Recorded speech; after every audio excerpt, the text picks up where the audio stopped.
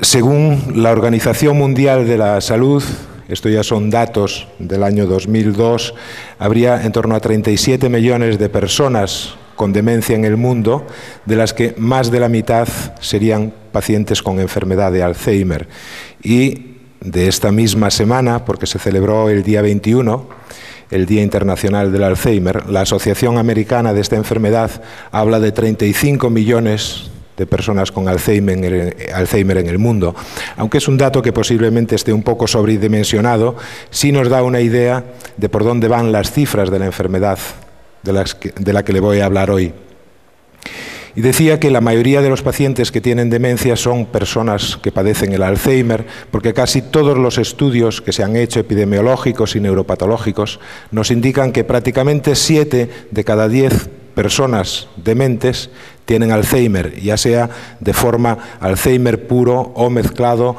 de forma mixta con otras demencias, las más frecuentes la demencia vascular y otras dos que son la frontotemporal y la demencia por cuerpos de Lewy. Hablando más de lo que es la prevalencia, el número de casos que hay, ya en el 2005 se publicó en Lancet una revisión, un informe auspiciado por la ADI, que es la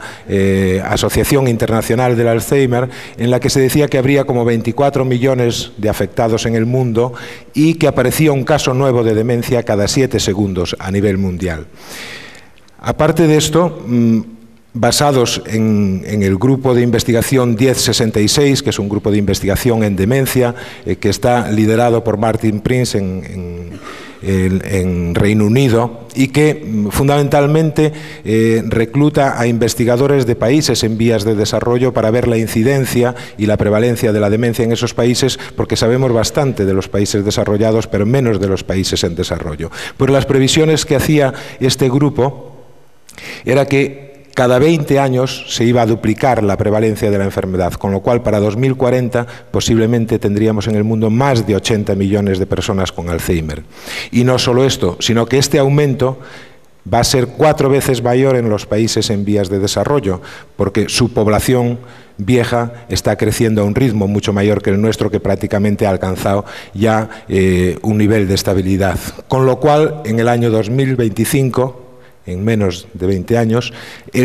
más del 70% de los casos con Alzheimer estarán en países en vías de desarrollo, que son precisamente los que tienen menos recursos para atender esta enfermedad.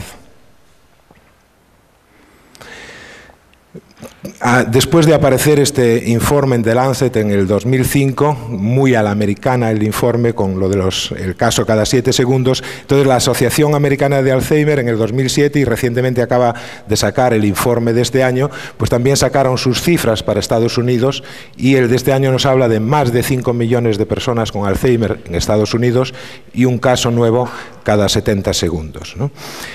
Esto más o menos refleja un poco, o es paralelo a lo que ocurre en nuestro país, donde estimamos que existen unas 500.000 personas con Alzheimer y quizá más importante que la prevalencia en sí es que el coste estimado de un paciente con Alzheimer es 3 veces superior al de una persona que no tiene Alzheimer mayor de 65 años. Y si Obama no lo remedia con su reforma sanitaria, pues esto quien lo van a seguir asumiendo son las familias, y ellos estiman que hay en torno a 10 millones de personas en Estados Unidos que son cuidadores que no reciben ningún tipo de retribución. Y, lógicamente, en Estados Unidos, en nuestro país es un poco diferente, la mayoría del coste, o prácticamente el total del coste, es asumido por las familias. En nuestro país sigue siendo asumido en su gran mayoría también, porque la mayoría de los cuidadores son los familiares de los pacientes que no reciben compensación alguna por ello. Pero lo importante también es que las previsiones para los siguientes 30, 40 años es que se va a duplicar o incluso triplicar el número de personas con Alzheimer y que más del 60% van a ser mayores de 85 años en la perspectiva del año 2050. Y esto es fundamentalmente debido a que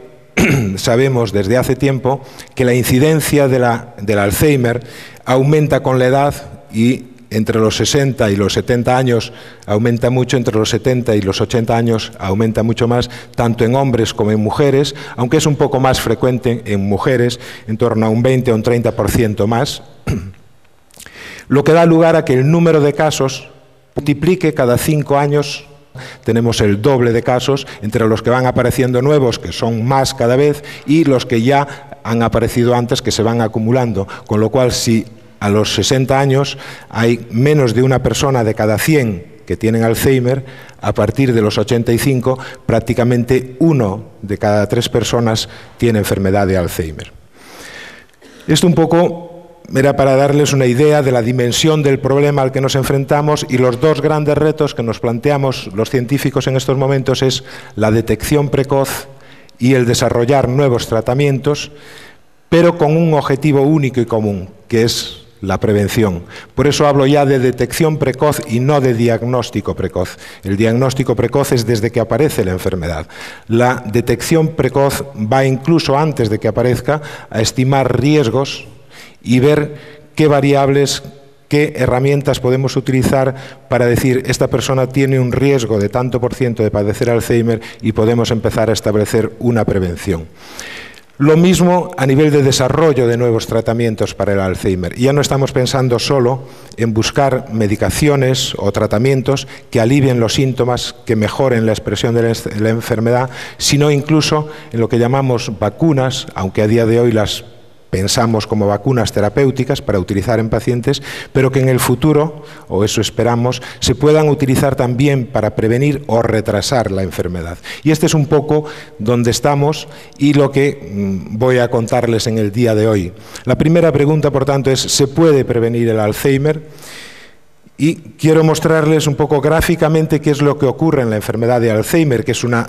demencia degenerativa progresiva que se va desarrollando poco a poco en el tiempo, en la que tenemos una predisposición o base genética, un riesgo genético. Sobre esa dotación genética de las personas a riesgo intervienen una serie de factores externos de la vida diaria, como son el estilo de vida, como es la dieta, como es el hábito intelectual que tiene. Hay toda una serie de factores que hoy conocemos bien, pero de los que no les voy a hablar, que condicionan una serie de cambios químicos a nivel del cerebro, y pasado un tiempo estos cambios se vuelven permanentes en modificaciones estructurales del cerebro, y todavía más tarde aparecen los primeros síntomas de la enfermedad. Si a esto añadimos que el diagnóstico no lo hacemos cuando aparecen los síntomas, sino más tarde, y el tratamiento generalmente entre 6 meses y 1 año después de hacer el diagnóstico, comprendemos que desde que empiezan estos cambios en el cerebro hasta que aparece la enfermedad, o sobre todo hasta que le diagnosticamos, pasan varios años y en la mayoría de los casos décadas. Podemos pensar que un paciente que le aparece la demencia a los 75 años o el Alzheimer a los 75 años, estos cambios moleculares posiblemente se han iniciado a los 45 o 50 años. Quiere decir que aquí tenemos un espacio para poder intervenir entre estos cambios y la aparición de los síntomas. El cómo hacerlos, el que consigamos que eso sea más efectivo o menos, es el reto que tenemos por delante ahora. Pero en cualquier caso, esto nos permitiría adelantar el diagnóstico, por lo menos, a cuando aparecen los primeros síntomas, pero todavía no tenemos una demencia, que es el deterioro cognitivo leve, que es un diagnóstico, entre comillas, que existe en la última década, y donde vemos personas que tienen problemas de memoria o otras dificultades, pero todavía no podemos decir que tengan una demencia. Y ahí es donde está concentrada la mayoría de la investigación en nuestros días, para ver cuáles de estos van a desarrollar el Alzheimer y cuáles no, y qué nos permite